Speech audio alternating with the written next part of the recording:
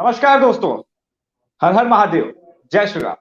आज हमारे साथ स्वामी यति नरसिंहानंद सरस्वती जी महाराज इसलिए हैं क्योंकि आज कुछ बहुत बड़ा हुआ है, बहुत बड़ी घटना, जिसके बारे में स्वामी जी हम शिष्यों को पिछले 4 महीने से नहीं, 1 साल से चेतावनी दी कि मैं टारगेट पे हूं। आज हिजबुल मुजाहिदीन का ये आतंकवादी दिल्ली सेल ने गिरफ्तार कर, इस आतंकवादी को मैं आप लोग के सामने रखना चाहता हूं, जिसने ये हिमाकत करने की कोशिश की। बिल्कुल कमलेश तिवारी जी का ट्रेंड था, भगवा कपड़े, कलावा, और इसको यही लगा कि हम भी कमलेश तिवारी जी की तरह जाएंगे इनके पास कि मैं बहुत बड़ा हिंदू हृदय हूं और आपका शिष्य बनूंगा, बम फोड़ लूंगा और फिदाइन बने।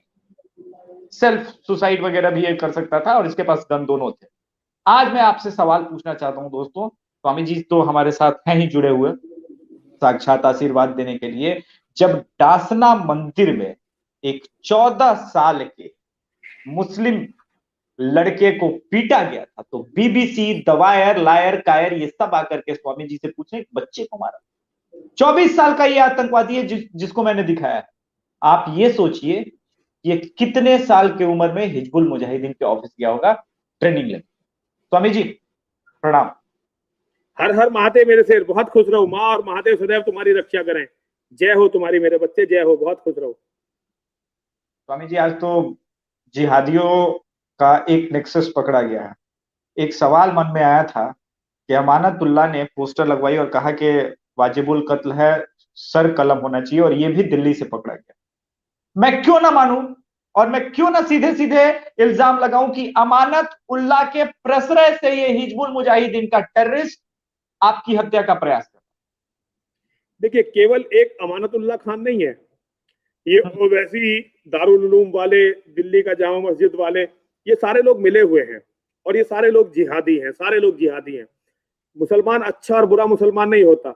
मुसलमान केवल मुसलमान होता है हम लोगों के लिए। काफिर के लिए सभी मुसलमान एक जैसे होते हैं। तो सारे जिहादी हैं। दिल्ली में उसे शेल्टर भी दी होगी, दिल्ली में किसी ने उसे रखवाया भी होगा। और देखिए अभिषेक, एक बात बताता हूँ, ये जो पकड़ा गया है ना, ये तो जानबूझकर पकड़वाया गया है कोई, ताकि लोग जो है ये सोचे कि भाई आतंकवादी तो पकड़ा गया और मैं निश्चिंत होकर बैठ जाऊं और मेरी हत्या हो जाए। ये षड्यंत्र इतना कमजोर नहीं है, ये बहुत बड़ा मामला है जो देखिए मुझे नहीं लगता कि पुलिस इसे खोल पाएगी। आजकल मुसलमानों के खिलाफ पुलिस जो है कोई खास कार्रवाई नहीं कर पाती। मुसलमानों को आजकल 3rd डिग्री भी नहीं दे पाते, वो पूछताछ भी नहीं ठीक से कर पाते, क्योंकि पॉलिटिकल प्रेशर इतना होता है कि वो मुसलमानों को कुछ भी कर नहीं पाते। तो ये क्या असलियत है, ये खुलेगा तो नहीं। लेकिन ये मैं आपको बताना चाहता हूं कि ये व्यक्ति अकेला नहीं है, बहुत सारे लोग एक साथ उतारे गए हैं। इससे पहले भी एक बार यहाँ पीएफआई के लोग पकड़े गए थे। उन्होंने यही बताया था कि वो मेरी हत्या के लिए आए हैं, पकड़े गए थे यहाँ पे। सरकार ने वो खबर छिपा ली थी। ये पता नहीं कैसे खबर लीक आउट हो गई है। कल रात तो इसे छिपाने की कोशिश हुई थी, लेकिन अब ये सब सोशल मीडिया बहुत पावरफुल है ना आजकल, तो सोशल मीडिया के कारण ये खबर हर हिंदू तक पहुंच गई है, वरना ये खबर छिपा ली जाती। तो मेरे ऊपर हमले की योजनाएं कोई नई बात नहीं है, ये चलती रहती हैं और बनती रहती हैं। ये तो मेरी माँ और महादेव की कृपा है कि मैं आपके सामने जीवित बैठा हुआ हूँ।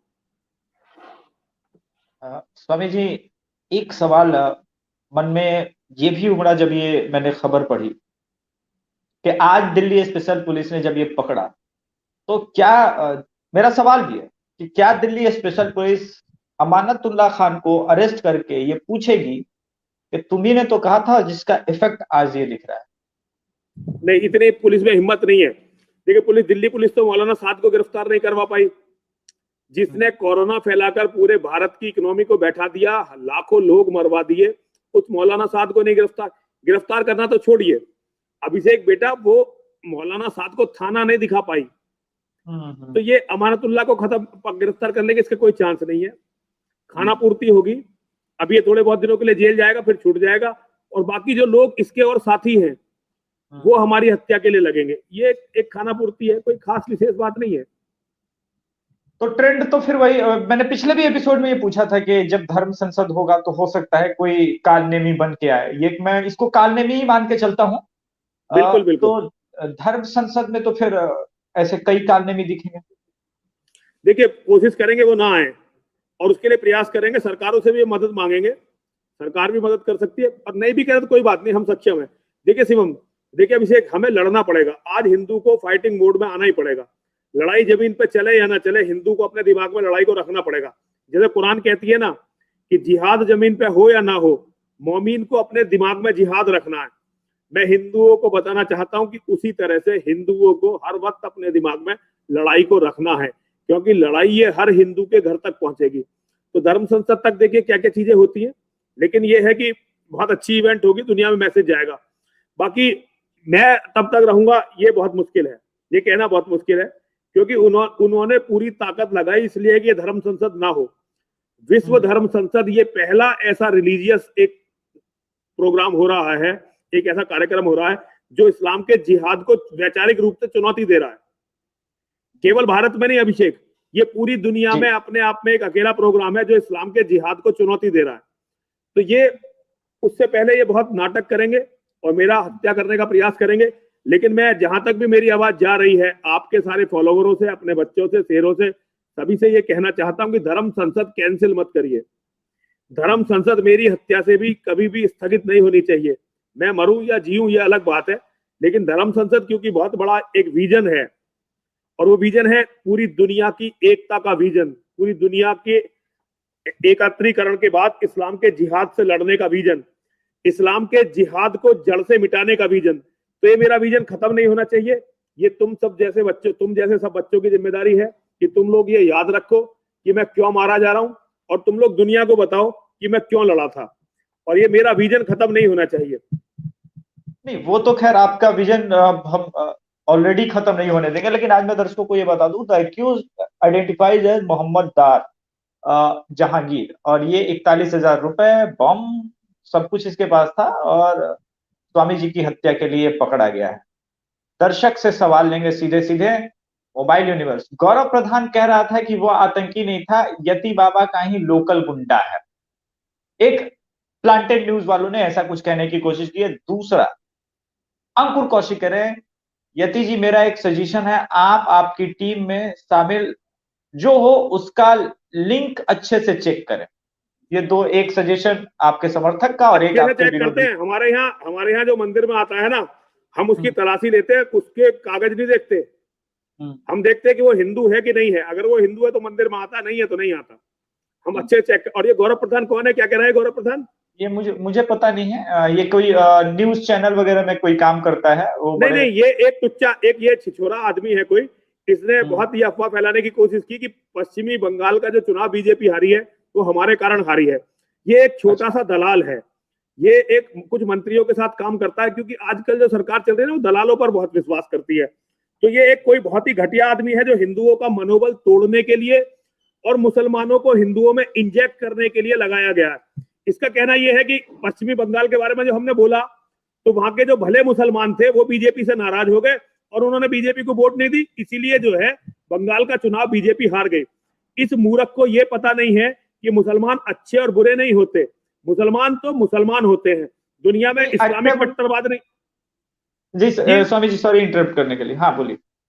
तो इस गौरव प्रधान को यह पता नहीं है कि मुसलमान केवल, असल में देखिए ये इसकी गलती नहीं है, सत्ता है हमेशा अपने साथ ऐसे दलाल रखती है। ऐसे छोटे मोटे खिलौने सत्ताओं को बहुत जरूरी होते हैं जिनके माध्यम से सत्ता उनकी बेइज्जती करवा सके जिनके विचारों से वो सहमत नहीं है। तो ये गौरव प्रधान जैसे लोग जो है, हम जैसे लोगों को लेट डाउन करने के लिए लगे रहते हैं।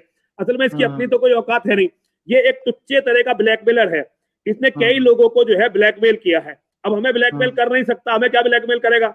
हम भूखे नंगे गरीब आदमी, हमें क्या ब्लैकमेल करेगा? हम तो जो करते हैं खुलेआम करते हैं। तो अब ये जो है हमारे पीछे पड़ा हुआ है, पड़ा रहने दो। अब ये ऐसे दो मैं गौरव प्रधान को थोड़ा मैं भी जवाब देना चाहता हूँ, जो भी आपके गौरव प्रधान के फैन हमारे साथ जुड़े हुए हैं। एक बात बताओ, अच्छे मुसलमान, एक सेकंड के लिए मैं मान लेता हूं 1% वोट बीजेपी को मिल जाता हूं, जीत जाती बीजेपी। 10% का वोटिंग परसेंट का गैप है। थोड़ा भी अगर पढ़ोगे लिखोगे ना तो अपना भी दिमाग लगाया करो। इसलिए स्वामी जी एक बात कहते हैं, अपने धर्म की शिक्षा लो, पढ़ाई करो, और साथ साथ कुरान की भी पढ़ाई करो, लेकिन गीता और ये भी जरूरी है। दर्शकों का ही आज मैंने प्रॉमिस किया उनसे कि सवाल लेंगे, क्योंकि हाँ, बहुत अच्छा, आप ही के एक शिष्य ने जवाब दे दिया। यति जी, आसाम में बीजेपी पार्टी को सभी मुसलमानों ने वोट नहीं किया, सत्ता में आ गई। हमारे अभिषेक बेटा, जब हमारे यहाँ मेरे गुरुजी थे BL शर्मा प्रेम सिंह शेर जी, जब वो जी। चुनाव लड़ते थे तो ये कहते थे भाई मुसलमान जो है मेरे उसमें अगर अपनी वोट डाल देगा ना तो मेरा तो सारे मतपेटी खराब हो जाएगी। हाँ। और वो कहते थे भैया मुसलमानों की वोट नहीं चाहिए, और लाखों के अंतर से जीतते थे।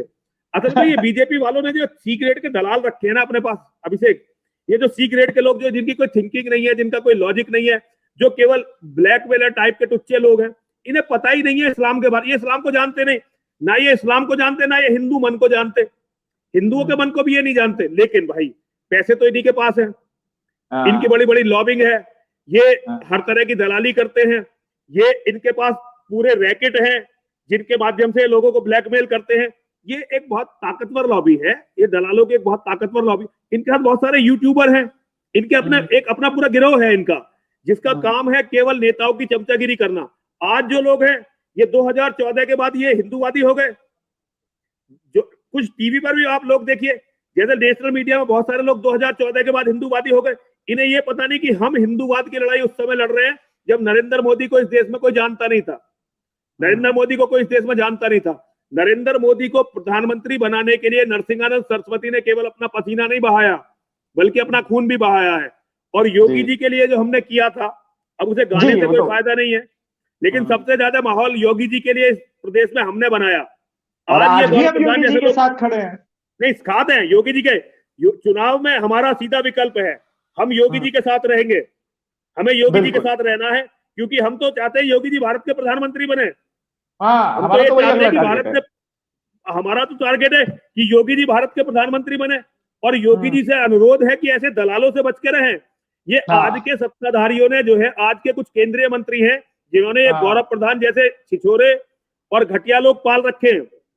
लेकिन मैं योगी जी को हरवा देंगे। हाँ, ये हरवाना चाहते हैं ये लोग। यही तो, ये लोग जो है हम जैसे लोगों को गाली देकर लोगों के मन से जो है अब चलो छोड़ो यार, इस पे ज्यादा बात नहीं करनी चाहिए, ये इस लायक आदमी नहीं किससे बात करें। हाँ, सही बात है। स्वामी जी, हम लोग सनातन, आपने एक बात ये भी कहा था कि गुरुकुल हम बनाएंगे।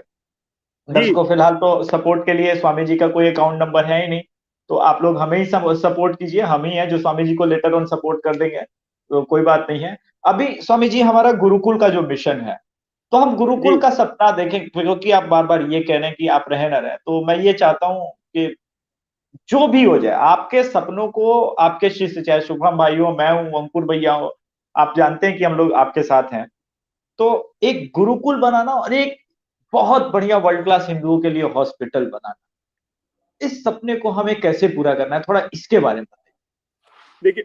देखिए हम, ये जो शिव शक्ति धाम डासना है ना, हमारे पास लगभग 50 बीघे जमीन है। हमने बहुत साल से हमारा काम चल रहा था, लेकिन काम हमारा बड़ा धीरे धीरे था, हमने कोई अभी तक ट्रस्ट वगैरह भी नहीं बनाया। हमने, हमारा जो काम था वो ये था कि अभिषेक जैसे तुम्हारे हमारे जैसे हमारे बच्चे हैं, वो हमें कुछ पैसे दे देते थे, हम यहाँ मंदिर में लगा देते थे। पहली बार हमारे मन में आया कि इस काम को ऑर्गेनाइज करना चाहिए। अब हम उस काम को ऑर्गेनाइज करने में लगे हुए हैं।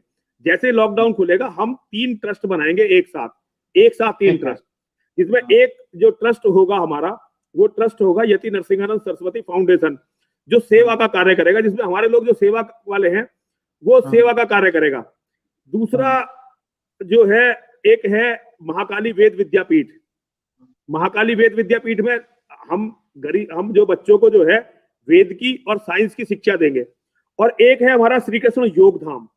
श्री कृष्ण योग धाम का कार्य होगा बच्चों को शारीरिक रूप से प्रशिक्षित करना, नौजवानों को शारीरिक रूप से प्रशिक्षित करना, उन्हें आने वाली मुसीबत के बारे में बताना और उन्हें तैयार करना कि वो अपने परिवार को, अपने घर को बचा सके। ये हमारा काम अभी जी। स्वामी जी, गाड़ी खरीदने का भी और गाड़ी की सप्लाई भी की जाएगी जो हमारा कोड वर्ड है। सब होगा। देखिए, हम सनातन को मिटने नहीं देंगे। अभिषेक, जो लोग कहते हैं ना, जो सपना देखने की सनातन को मिटा देंगे, उनकी आंखें फोड़ दी जाएंगी। सनातन को मिटने नहीं दिया जाएगा। कितने बलिदान की जरूरत पड़ेगी उतने बलिदान देंगे। नरसिंहानंद मरेगा, नरसिंहानंद के सारे शिष्य मरेंगे, हम अपना बलिदान देंगे। और हमारी जलती हुई चिताएं आने वाली पीढ़ियों के लिए लाइट हाउस का काम करेंगी। हमारी चिताओं की रोशनी में हमारे बच्चे ये देखेंगे कि क्या उन्हें करना है, क्या उन्हें नहीं करना है, किधर उन्हें जाना है और किधर उन्हें नहीं जाना है। और हमारी चिताएं हमारे बच्चों को ये बताएंगी कि धर्म फायदा उठाने की चीज नहीं होता, बल्कि धर्म पर यदि आंच आए तो हर व्यक्ति को मरने, मिटने और मिटाने के लिए, शब्दों पर ध्यान दीजिए, मरना, मिटना और मिटाना, इन तीनों कामों के लिए तैयार होना पड़ता है। जो धर्म को धोखा देते हैं उनका कुछ भी नहीं बचता। हर व्यक्ति को कुछ भी करके अपने धर्म की रक्षा करनी चाहिए, अपने परिवार की रक्षा करनी चाहिए, अपने अस्तित्व की रक्षा करनी चाहिए। जो लोग धर्म को धोखा देते हैं फिर उनकी रक्षा धरती पर कोई नहीं कर सकता। स्वामी जी, एक बात और मन में आया कि ये जो लड़का है, जो लड़का तो नहीं कहेंगे, ये जो आतंकी है, आपको क्या लगता है कि इसको, मतलब ऐसे तो इंडिया में नहीं है कि सिर्फ नरसिंहानंद सरस्वती जी के लिए हिजबुल अचानक से एक्टिव हो जाएगा। ये तो पहले से ही हिंदुस्तान में एक्टिव होगा, तभी तो ये कर रहा होगा स्लीपर से देखिए, स्लीपर ये सेल बनकर। सुनिए, मैं तो ये कहता हूं, आप इस्लाम में ये इनके कुछ भी संगठन है, आपको उनमें डिफ्रेंशिएट करने की कोई जरूरत नहीं है। एक बात बताओ, अच्छा। आज जो आईएसआईएस जो इराक में और सीरिया में लड़ रहा है, जिस तरह से वो क्रूअली लोगों को मार रहे हैं, उनमें और मोहम्मद बिन कासिम में क्या अंतर है? कोई अंतर नहीं। मोहम्मद जो था, जो इस्लाम का रसूल था, उसमें और आईएसआईएस में क्या अंतर है? ये तो उनसे पूछना पड़ेगा, इसके लिए तो हम लोग डिबेट करने को तैयार हैं। कोई नहीं है, कोई अंतर नहीं है। अच्छा, महमूद गजनबी में और आईएसआईएस में क्या अंतर है? कोई अंतर नहीं। अलाउद्दीन खिलजी और आईएसआईएस में क्या अंतर है? कोई अंतर नहीं। औरंगजेब और आईएसआईएस में क्या अंतर है? मैं तो वही बोल रहा हूँ, कोई अंतर नहीं। कोई अंतर नहीं है। देखिए, ये सब वो थ्योरी है जो कुरान से चलती है। आप एक ये मत सोचो कि जैसे मोहम्मद है तो कोई खास बात है, पीएफआई है तो कोई खास बात है। जो भी मदरसों में मुसलमान पढ़ रहा है और जिहादी बन रहा है, वो एक जैसे ही खतरनाक है। वो सारे के सारे कोबरा के जितने जहरीले हैं। जिसके दिमाग में एक बार कुरान इंसर्ट हो गई ना, कुरान इंसर्ट हो गई, और जिसके दिमाग में एक बार जिहाद आ गया, तो अब उसको रात में सोते हुए भी हमारी बहन बेटियों के तो सपने आते हैं। हमारी बहन बेटियों के तो सपने आते हैं, और हमारी जायदाद पर वो कब्जा करना चाहता है, हमारा कत्ल करना चाहता है। भाई, कुरान यही तीन चीज सिखाती है। काफिर की बेटियों को अपनी रखेल बनाओ, काफिर मतलब नॉन मुस्लिम, नॉन मुस्लिमों की बेटियों को अपनी रखेल बनाओ, नॉन मुस्लिमों की संपत्ति को कब्जा लो, और नॉन मुस्लिमों का कत्ल कर दो। ये तीन सिंपल चीजें हैं जो कुरान मुसलमानों को हमारे बारे में सिखाती है, और उसके तरीके बताती है कि भाई कुछ भी करो, झूठ बोलो, कुछ करो। अगर तुमने काफिर से झूठ बोला, झूठा वादा कर लिया, तो जिस दिन वादा तोड़ दोगे अल्लाह तुम्हें माफ कर देगा। कुरान केवल एक कोई रिलीजियस बुक नहीं है। कुरान एक स्ट्रेटेजी है। मैं तो ये कहता हूं कि इस्लाम जो है ये ऑर्गेनाइज क्रिमिनल्स का गिरोह है। Islam is a gang of organise criminals. वे सारे ऑर्गेनाइज क्रिमिनल्स हैं, उनका गिरोह है इस्लाम। अब उस इस्लाम की जो शिक्षाएं हैं वो बिल्कुल क्लियर है, उनमें कहीं कोई ऐसी बात है नहीं जो समझ नहीं ना जा सके। भाई, आज हर आदमी कुरान पढ़ सकता है, हर आदमी हदीस पढ़ सकता है, हर आदमी इस्लाम के इतिहास को पढ़ सकता है। उसको पढ़ के देखो तो आपको अभिषेक पता चलेगा कि मैं जो बोल रहा हूं वो एक एक बात सच है। अच्छा, गुरुजी, आपको क्या लगता है कि मतलब ये दर्शक बार बार एक ही चीज पूछ रहे हैं कि हिजबुल मुजाहिदीन को आखिर आपके खिलाफ जो है सपोर्ट भारत में किसने किया होगा? क्या देखिए, आपका कुछ भारत के सारे मुसलमान, देखिए, वो तो उन्होंने एक जैसे मोहम्मद के नाम से एक संगठन बढ़ा दिया आगे, वो सारे के सारे एक है। जब उन्हें पीएफआई के नाम का यूज करना होगा वो पीएफआई के नाम का यूज कर लेंगे, जब जैसे मोहम्मद का यूज करना उसका कर लेंगे, हिजबुल मुजाहिदीन का करना उसका कर लेंगे। बेसिक इनमें अंतर क्या है? अभिषेक, मेरी आज तक समझ में नहीं आता कि हिंदू इतना कंफ्यूज क्यों होता है। पर जिसके दिमाग में कुरान आ गई और जिसके दिमाग में जिहाद आ गया, वो सारे लोग एक जैसे ही हैं, उनमें कोई अंतर नहीं है, कोई अंतर नहीं है। एक दोस्त, दोस्त तो नहीं कहेंगे, आपका शिष्य है, मेरा दोस्त है भैया। एक दोस्त व्हाट्सएप पे ईद मुबारक पोस्ट किया था, मैंने कहा तुम तो काफिर हो, लेकिन नहीं माना। हम बोले मैं भी नहीं मानता, पर कुरान पढ़ा और कुरान में जो है ये लिखा है कि तुम काफिर हो। Good answer. ठीक है, ये कोई स्वामी जी के लिए प्रश्न ही था, मुझे लगा। आ, लेकिन वो गजवाए वक्त ने अपनी हिंद बात। हाँ, जी जी जी, बताइए बताइए। स्वामी जी, गजवाए हिंद कई जो ख्वाब पाल के बैठे हुए लोग हैं। अब दर्शकों को भी उम्मीद है और मुझे कि उन्हें ये लग रहा है कि सबसे बड़ा गजवाए हिंद और उनके बीच जो है एक दीवार खड़ी नजर आ रही है, यति नरसिंहानंद सरस्वती। तो बिल्कुल। हमारे पास वो दो अच्छी तरह से। दो जी गुरुजी, तो हमारे पास जी दो बताइए ऑप्शन बताइए। बचते हैं। या तो हम ज्यादा लड़के लड़की मतलब अपनी जनसंख्या ज्यादा बढ़ाएं, या जनसंख्या नियंत्रण कानून। तो स्वामी जी का क्या आदेश है हमारे लिए? देखिए, हमने बहुत कोशिश करी जनसंख्या नियंत्रण कानून के बारे में।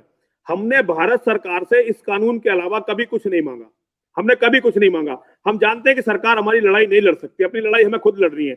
लेकिन सरकार यहाँ इन मुसलमानों की जो सुअरों की तरह बढ़ती हुई जनसंख्या थी ना, देखो एक एक परिवार में एक एक शादी करके 15-15 बच्चे पैदा कर रहे हैं। ये कितना कितना मतलब कमाल की बात है। ये मतलब उनका जुनून देखो, जुनून। तो अभिषेक, उनका ये जुनून है हमारे देश को कब्जाने का, जिसका नाम उन्होंने गजवाए हिंद। गजवाए हिंद कोई नई कॉन्सेप्ट नहीं है। इनका इसका कुरान और हदीसों में बाकायदा जिक्र है, और हदीसों में तो इसका कई बार जिक्र है। आज भी उनकी रणनीति ये है कि भारत पर कब्जा करो और भारत को स्टेशन बना के पूरी दुनिया को कब्जा करो। फिर अच्छा। पहले गजवाए हिंद होगा, फिर गजवाए आलम होगा, और गजवाए हिंद के बाद गजवाए आलम बहुत आसान होगा, क्योंकि हिंदुस्तान पर कब्जा करने के बाद इस्लाम के पास वो ताकत होगी जो अभूतपूर्व होगी। आज तक इस्लाम के वो कहने के लिए उनके 57-58 देश हैं, लेकिन वो छोटे छोटे भूखे नंगे देश हैं। अरब में भी पेट्रोल के अलावा क्या कुछ नहीं है। लेकिन भारत एक ऐसा देश है जिसमें सारे संसाधन इस्लाम को मिल जाएंगे। और अगर एक बार इस्लाम को सारे संसाधन मिल गए तो फिर बहुत बुरा होगा, बहुत ही बुरा होगा, बहुत ज्यादा बुरा होगा। गुरु इसीलिए जी मेरा आपका कहना यह है कि हाँ हमें बोलिए बोलिए। इस्लाम को समझना पड़ेगा। गजवाए हिंद को समझो। और जो लोग कहते हैं ना कि गजवाए हिंद नहीं होगा, मैं उनसे कहना चाहता हूं कि सपनों के देश में मत रहो। अगर तुम इसी तरह से काम करते रहे तो गजवाए हिंद जरूर होगा। अगर इसी तरह से देखिए, केवल 2029 की बात है, कोई बहुत लंबा तो अब रह नहीं गया। 2029 में अगर एक बार मुसलमान इस देश का प्रधानमंत्री बन गया तो फिर तो भगवान भी अवतार लेकर गजवाए हिंद को रोक नहीं सकते ना। फिर कोई नहीं रोक सकेगा, फिर तो हो गया। क्योंकि तो उनके ये हाथ कहने, में तो फिर एटॉमिक वेपन होगा फिर। एटॉमिक वेपन होगा। फिर एक सबसे बड़ी बात अभिषेक, जो सबसे बड़ा खतरा है, 50 करोड़ हिंदू, आज के 50 करोड़ हिंदू अपना धर्म परिवर्तन करके मुसलमान बन जाएंगे। 40 करोड़ हिंदुओं को वो कत्ल कर देंगे। आज हिंदू सोचते हैं कि हम उन्हें कत्ल नहीं कर सकते, लेकिन वो डिटरमाइंड है कि हमें दुनिया के सारे काफिरों को खत्म करना। और काफिर कितने हैं? 500 करोड़ काफिर हैं अभी। उन 500 करोड़ काफिरों में 100 करोड़ काफिर अपना धर्म बदलेंगे, जरूर बदलेंगे। क्योंकि 50 करोड़ तो हिंदुस्तान में बदल जाएंगे। अच्छा, बाहर विदेश के लोग कम बदलते हैं, वो अपना धर्म नहीं छोड़ते, मर जाते हैं। तो लगभग 400 करोड़ लोगों का कत्ल करने की योजना जो है इस्लाम के जिहादियों की है, और उनके पास ठोस योजना है, वो कत्ल कर देंगे। अगर उनके हाथ में एटम बम, हाइड्रोजन बम और भारत की मिसाइलें आ गई तो? बिल्कुल बिल्कुल। गुरुजी आपसे मैंने सिर्फ 20 मिनट का टाइम मांगा था, मुझे पता है कि अभी आप पहले भी नहीं लाइव कोई नहीं, सेशन में थे। और 30 मिनट का कर लो, और हाँ 30 मिनट पे मैं फिर उठ जाऊंगा। आप 30 मिनट जी आराम से कर लो, कोई दिक्कत नहीं। जी जी गुरुजी। तो गुरुजी, ये तो आपने आज वो बात लाइव में बोली है जो आज तक किसी भी धर्मगुरु ने नहीं बोला, न किसी भारत के विजन रखने वाले लोग ने बोला कि अगर उनके हाथ में भारत के atomic weapon, missile, hydrogen bomb आ जाएंगे तो न चीन बचेगा न यूएसए बचेगा, क्योंकि इनको तो मरना मारना है, कोई दिक्कत नहीं है, इनका कोई तो दिक्कत अपना नहीं। काम है। लेकिन गुरुजी अब मेरे दिमाग में एक और यहीं से प्रश्न उठता है, क्या हमारे पास कोई ऑप्शन है कि 2029 के पहले इनको हम रोक दे और ये जो सामूहिक वैश्विक वर्ल्ड वार की स्थिति जो बन जाएगी उसको रोक दे? देखिए, एक तो अभिषेक सबसे जरूरी काम यह है कि हम पूरी दुनिया को इस्लाम के खतरे के बारे में बताएं। पूरी दुनिया को, भारत को नहीं, ठीक पूरी है। दुनिया को इस्लाम के खतरे के बारे में बताएं। दूसरा यह है कि हम सनातन धर्मियों के लिए अपना एक राष्ट्र बनाएं, किसी भी कीमत पर। कीमत क्या होगी ये समय तय करेगा, लेकिन एक राष्ट्र हमारे पास इजराइल की तरह होना चाहिए, जिसमें एक भी जिहादी ना हो, एक भी जिहादी ना हो, जिसमें एक भी मस्जिद ना हो, जिसमें एक भी मदरसा ना हो। ऐसा हमारा एक राष्ट्र होना चाहिए हमारे पास। अगर ये हम अपना कैसे राष्ट्र संभव? नहीं बना पाए तो हम सरवाइव नहीं कर सकते। और राष्ट्र कैसे बनेगा, इसे आप नौजवान तय करो कि राष्ट्र किस कीमत पर बनेगा। देखो, कोई भी काम होता है उसकी कीमत दी जाती है। अगर कोई अब भी काम। तुमने अपना एक राष्ट्र नहीं बनाया, सनातन वैदिक राष्ट्र, तो फिर सनातन बचेगा नहीं, हम सब खत्म होंगे। चलिए, ये आपने जो बात कही है, अभी मेरे दिमाग में अचानक बहुत सारे प्रश्न थे, लेकिन एकदम जैसे कहते हैं ना कि आपने मेरे ऊपर ही बम गिरा दिया, कि मैं ये सोच रहा हूँ कि उनके हाथ में वाकई मिसाइल भारत के लग जाए और ये पूरा कंट्रोल सिस्टम हो जाए, जो कि बहुत पॉसिबल लगता भारत है, के बिल्कुल। मिसाइल, भारत की रिसोर्स, भारत की हम्म। इतनी जो इतना बड़ा इंफ्रास्ट्रक्चर उनके हाथ में आ जाएगा। देखो कितना बड़ा इंफ्रास्ट्रक्चर उनके हाथ में आ जाएगा। आज जो देखिए, हम लोगों की सबसे बड़ी समस्या क्या है अभिषेक, हमें समझना पड़ेगा। हम्म। आज जो है हमारे पास जिन्ना है और गांधी है, जिसे हम हम्म। राष्ट्रवादी कहते हैं ना, भारतीय जनता पार्टी, उसमें जितने भी नेता हैं वो तो गांधी हैं। और हम्म। दूसरे जितने भी दल हैं, चाहे कांग्रेस है, चाहे सपा है, चाहे बसपा है, चाहे नीतीश कुमार की पार्टी है, चाहे हम्म। लालू यादव की पार्टी है, चाहे ममता बनर्जी, वो सारे जिन्ना है। हम्म। हमारे पास या तो जिन्ना है या गांधी है। जबकि हमें जरूरत सावरकर और गॉडसे की है। आज हिंदुओं को ना जिन्ना की जरूरत है और ना गांधी की जरूरत है। हिंदुओं को जरूरत है सावरकर की और गॉडसे की। लेकिन हिंदुओं के पास सावरकर और गॉडसे है नहीं। हिंदुओं के पास तो केवल जिन्ना और गांधी है। चलिए, अब दर्शकों के भी हम प्रश्न लेंगे, जिन्होंने कुछ सुपर चैट दिए थे, उनके कुछ ऊपर रह गए हैं सवाल, एक तो छूट गया है, खैर हम पूरा कर लेंगे। अ, एक किसी भास्कर मिश्रा जी का प्रश्न है कि Nepal is a good nation, वो वहां पे Hindu nation, pure Hindu nation, इनकी गलत फहमी है, इनको पता नहीं है शायद कि वहां पे भी है। अ, एक सवाल फिर से पॉपुलेशन कंट्रोल बिल को लेकर आया है स्वामी जी। स्वामी जी, अब इससे एक इसमें मैंने जो, हाँ, कही देखिए, अब स्वामी जी, इससे हाँ कुछ जी। नहीं होने, इनसे अब इससे कुछ नहीं कुछ नहीं होने हो। वाला। इसका कारण समझिए। भारत हम्म। में कोई, देखो, मुसलमानों से कोई कानून नहीं मनवाया जा सकता। आप कानून बना तो लोगे, उसे मनवाओगे कैसे? आप मुसलमानों से कोई कानून नहीं मनवा सके आज तक। इस कानून को कैसे मनवा लोगे? कौन भारत में, किसका मनोबल इतना मजबूत है कि वो मुसलमानों के घर घर जाकर नसबंदी कर देगा? किसका मनोबल इतना मजबूत है? हर जगह पुलिस इनसे पिटती है। हमारी आधी आर्मी कश्मीर में पड़ी हुई है, लेकिन उसने एक हिंदू को नहीं बचाया आज तक। हम किसके भरोसे बैठे हुए हैं भाई? अभी से पहले देखो कि हम ये, एक तो देखिए, जो लोग चाहते हैं कि जो व्यवस्था है ये ऐसी चलती रहे और वो बच जाए, वो मेरे लिए केवल दया के पात्र हैं। मेरे लिए, क्योंकि वो, मैं उन्हें मूर्ख नहीं मानता। मूर्ख में तो फिर भी कुछ अकल होती है।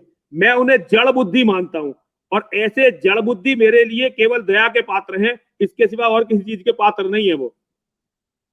तो गुरु जी, एक सवाल ये दर्शक भी पूछ रहे हैं कि सुप्रीम कोर्ट भी क्या इस खतरे को भांप नहीं पा रही है, फिर इंडिया में कोई नहीं सुप्रीम भांप कोर्ट पा में रहा है? जो लोग बैठे हुए हैं ना, देखिए सुनिए, भारत में हर जगह ऐसे लोग बैठे हुए हैं जो अपने आप को सफिस्टिकेटेड कहने के चक्कर में अपने विनाश पर उतारू हैं, अपने बच्चों के विनाश पर उतारू हैं। कुछ नहीं हो सकता अभी से, क्या करा जाएगा? सब लोग विनाश चाहते हैं, वो सच बोल नहीं सकते।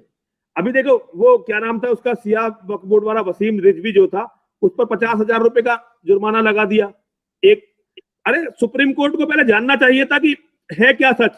अगर हम्म। सुप्रीम कोर्ट के न्यायाधीश कुरान को पढ़ लेना अपनी बुद्धि खोल के, हम्म। तो उनकी बुद्धि सटक जाएगी कि भाई ये धार्मिक किताब हो ही नहीं सकती। लेकिन उन्होंने सच को माना नहीं। और भाई, अब ये है बेटा, बताओ क्या करें, बताओ करें क्या?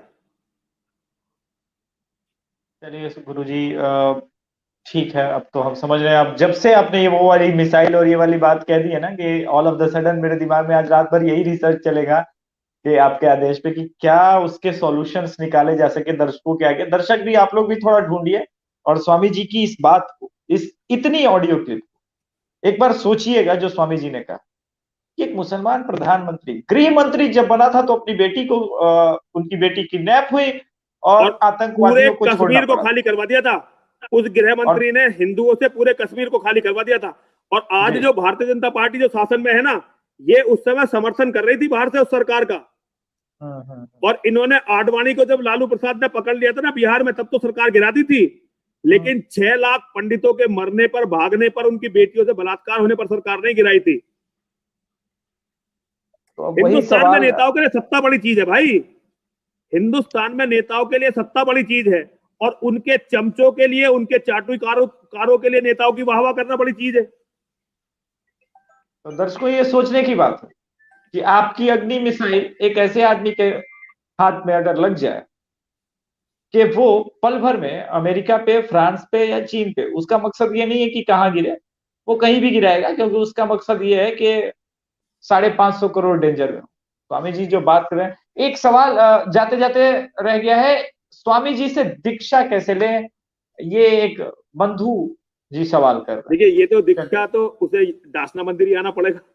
दीक्षा कोई फेंक के तो दी नहीं जा सकती। दासना मंदिर आएगा, हम माँ का उसे मंत्र सिखाएंगे, पूजा का तरीका बताएंगे और दीक्षा देंगे। हम तो चाहते हैं सभी लोग माँ और महादेव की पूजा करें। हमें माँ और महादेव की पूजा के कारण ही इतना बड़ा मनोबल मिला है, और हमें माँ और महादेव के कारण ही इतना यश मिला है। माँ और महादेव ने हमें अभी तक जीवित रखा है। तो मैं तो चाहता हूं कि हिंदुस्तान का हर व्यक्ति माँ और महादेव की पूजा करे। स्वामी जी आप हमारे शो में आए, दर्शन हुए आपके फिर से, हमारे दर्शकों को बहुत बहुत उसके हम लिए साथ आभार। रहेंगे अभिषेक तुम्हारे, हम साथ रहेंगे और साथ रहेंगे तुम्हारे बेटा। हर हर महादेव। बहुत बहुत शुभाशीष तुम्हें, बहुत बहुत आशीर्वाद। जय हो तुम्हारी। हर हर महादेव, हर हर हर महादेव, हर महादेव। हर हर महादेव।